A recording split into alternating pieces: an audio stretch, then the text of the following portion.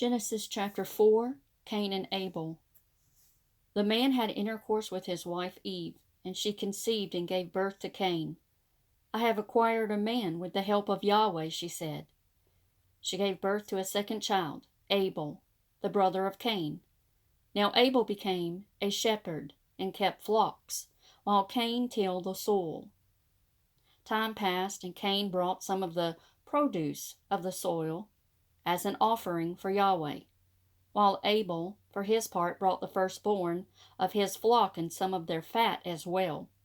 Yahweh looked with favor on Abel and his offering, but he did not look with favor on Cain and his offering, and Cain was very angry and downcast. Yahweh asked Cain, "Why are you angry and downcast? If you are doing right, surely you ought to hold your head high. But if you are not doing right, sin is crouching at the door, hungry to get you. You can still master him."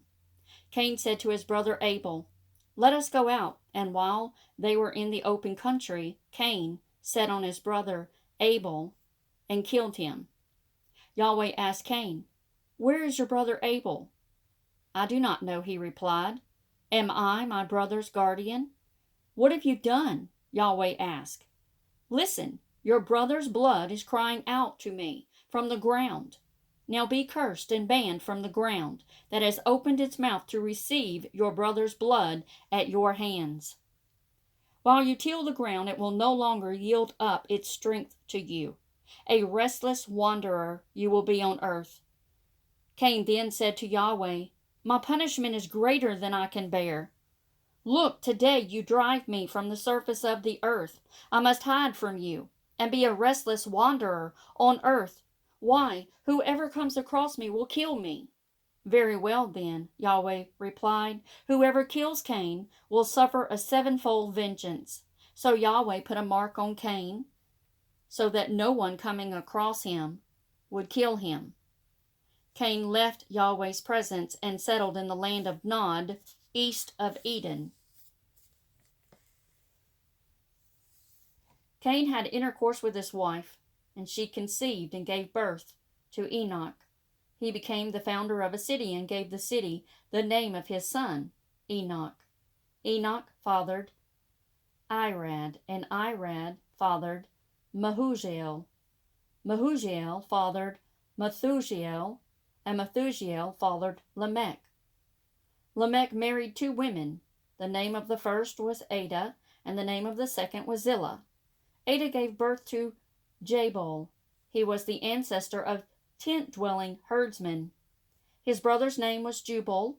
He was the ancestor of all who played the harp and the pipe. As for Zillah, she gave birth to Tubal-Cain. He was the ancestor of all who work copper and iron. Tubal-Cain's sister was Naamah. Lamech said to his wives, Ada and Zillah, "Hear my voice. Wives of Lamech, listen to what I say. I killed a man for wounding me, a boy for striking me. Sevenfold vengeance for Cain, but 77-fold for Lamech." Adam had intercourse with his wife, and she gave birth to a son, whom she named Seth. "Because God has granted me another offspring," she said, "in place of Abel, since Cain has killed him." A son was also born to Seth, and he named him Enosh. This man was the first to invoke the name Yahweh. This is the roll of Adam's descendants, and this is Genesis chapter 5. On the day that God created Adam, he made him in the likeness of God. Male and female he created them. He blessed them and gave them the name man when they were created. When Adam was 130 years old, he fathered a son in his likeness after his image, and he called him Seth. Adam lived for 800 years after the birth of Seth, and he fathered sons and daughters. In all, Adam lived for 930 years. Then he died. When Seth was 105 years old, he fathered Enosh. After the birth of Enosh, Seth lived for 807 years, and he fathered sons and daughters. In all, Seth lived for 912 years. Then he died. When Enosh was 90 years old, he fathered Kenan. After the birth of Kenan, Enosh lived for 815 years, and he fathered sons and daughters. In all, Enosh lived for 905 years, then he died. When Kenan was 70 years old, he fathered Mahalalel. After the birth of Mahalalel, Kenan lived for 840 years, and he fathered sons and daughters. In all, Kenan lived for 910 years. Then he died. When Mahalalel was 65 years old, he fathered Jared. After the birth of Jared, Mahalalel lived for 830 years, and he fathered sons and daughters. In all, Mahalalel lived for 895 years. Then he died. When Jared was 162 years old, he fathered Enoch. After the birth of Enoch, Jared lived for 800 years, and he fathered sons and daughters. In all, Jared lived for 962 years, then he died. When Enoch was 65 years old, he fathered Methuselah. Enoch walked with God. After the birth of Methuselah, Enoch lived for 300 years, and he fathered sons and daughters. In all, Enoch lived for 365 years. Enoch walked with God, then was no more, because God took him. When Methuselah was 187 years old, he fathered Lamech. After the birth of Lamech, Methuselah lived for 782 years, and he fathered sons and daughters.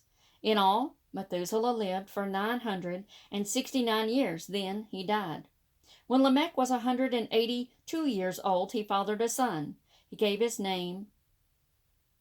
him the name Noah, because he said, "Here is one who will give us, in the midst of our toil and the laboring of our hands, a consolation out of the very soil that Yahweh cursed." After the birth of Noah, Lamech lived for 595 years and fathered sons and daughters. In all, Lamech lived for 777 years. Then he died.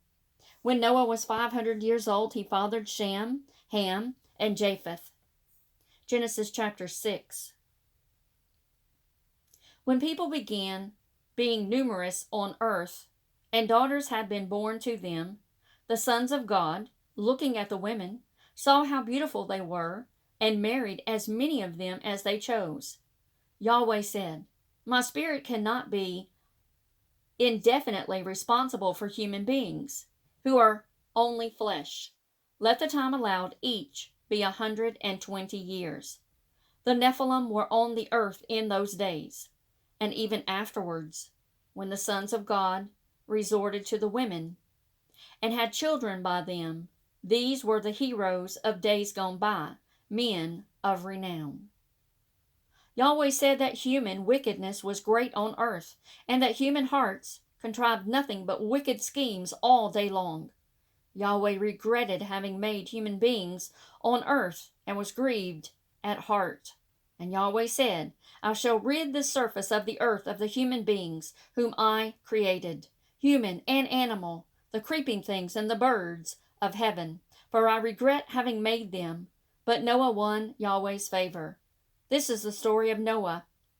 Noah was a good man, an upright man among his contemporaries, and he walked with God. Noah fathered 3 sons, Shem, Ham, and Japheth. God saw that the earth was corrupt and full of lawlessness. God looked at the earth. It was corrupt, for corrupt were the ways of all living things on earth. God said to Noah, "I have decided that the end has come for all living things, for the earth is full of lawlessness because of human beings. So I am now about to destroy them and the earth. Make yourself an ark out of resinous wood. Make it out of reeds and caulk it with pitch inside and out. This is how to make it. The length of the ark is to be 300 cubits, its breadth 50 cubits, and its height 30 cubits. Make a roof to the ark, building it up to a cubit higher. Put the entrance in the side of the ark, which is to be made with lower, second, and third decks. For my part, I am going to send the flood, the waters on earth, to destroy all living things, having the breath of life under heaven. Everything on earth is to perish. But with you I shall establish my covenant, and you will go abroad the ark, yourself, your sons, your wife, and your sons' wives along with you. From all living creatures, from all living things, you must take 2 of each kind aboard the ark to save their lives with yours. They must be a male and a female. Of every species of bird, of every kind of animal, and every kind of creature that creeps along the ground, 2 must go with you so that their lives may be saved. For your part, provide yourself with eatables of all kinds, and lay in a store of them, to serve as food for yourself and them. Noah did this exactly as God commanded him. He did.